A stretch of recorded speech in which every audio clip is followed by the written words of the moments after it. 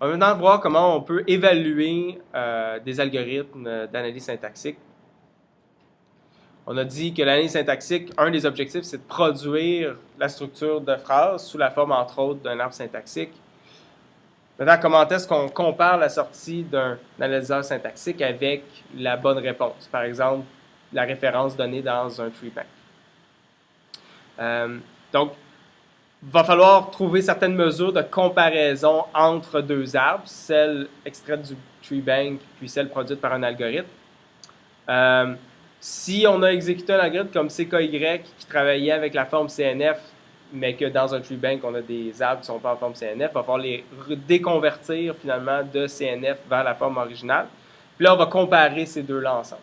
Donc, dans la grammaire originale avant la forme CNF.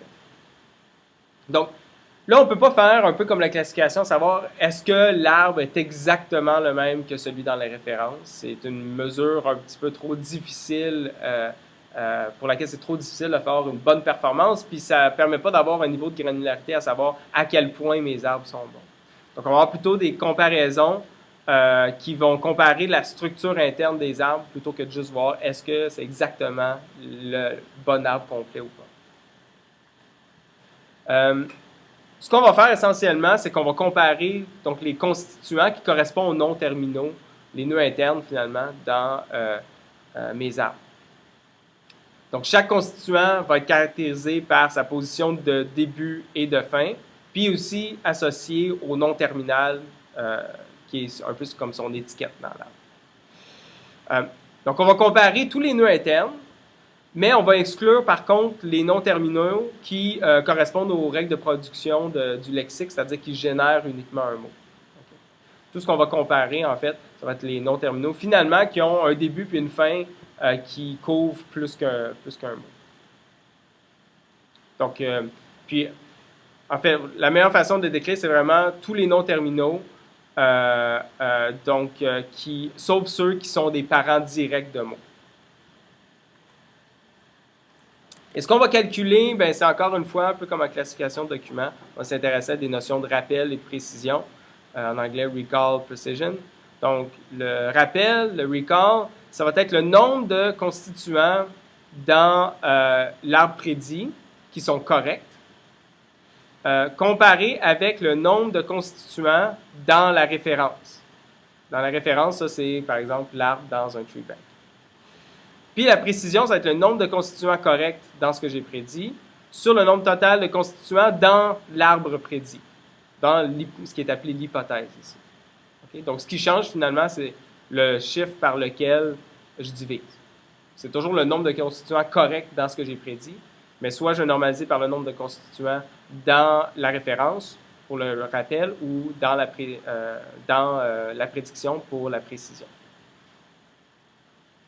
Et un constituant va être jugé correct s'il y a exactement le même point de départ, la même fin et aussi le même nom terminal associé. Okay? Donc ça veut dire que si j'avais un nœud interne qui couvrait la bonne séquence, c'est-à-dire par exemple la position 1 à 3, mais que le nom terminal en question étiqueté, donc l'identité du nom terminal de ce nœud-là dans l'arbre, lui, n'était pas la bonne, ça ne serait pas un arbre correct.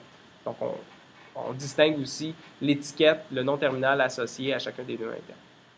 Et encore une fois, pour combiner le rappel avec la précision, on va utiliser une F-mesure. On a un exemple ici de calcul de précision de rappel tiré des notes de cours de Marcus Dickinson à la Indiana University.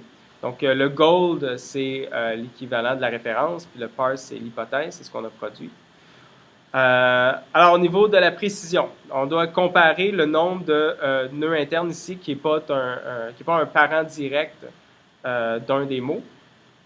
On en a combien? On a ici, ici, on a ici, on a ici, on a ici, puis on a ici. En fait, on en a 6. Puis remarquez, pour la précision, on divise bel et bien par 6. Maintenant, il y en a combien qui sont corrects?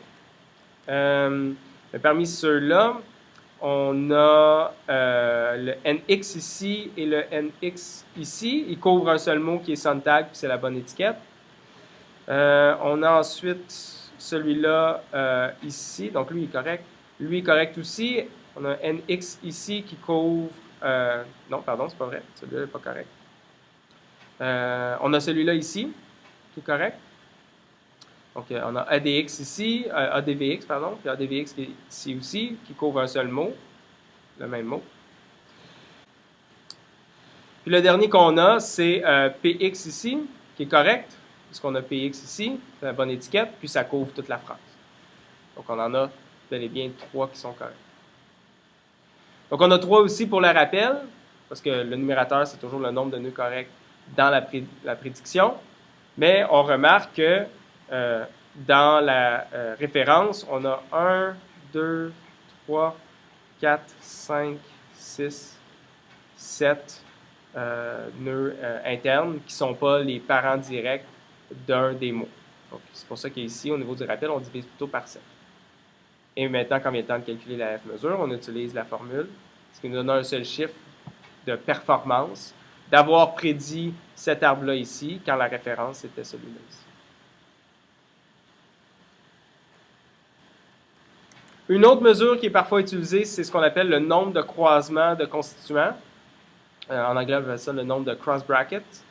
Donc, on calcule le pourcentage des constituants prédits qui vont se croiser avec au moins un constituant de la source. Puis par croisement, par un cross bracket, ce qu'on veut dire, c'est lorsque la fin d'un des constituants se trouve entre le début et la fin de l'autre.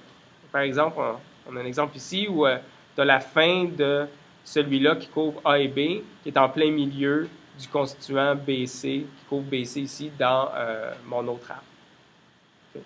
Dans ce moment-là, on a un croisement qu'on compterait.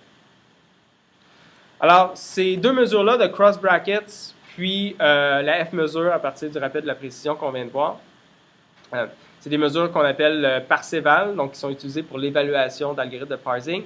Puis le programme EvalB, qui est facile à trouver là, sur Internet, est essentiellement pas mal la référence là, qui implémente ces mesures-là Parseval, puis qui est utilisée pour rapporter des performances, entre autres dans les articles scientifiques.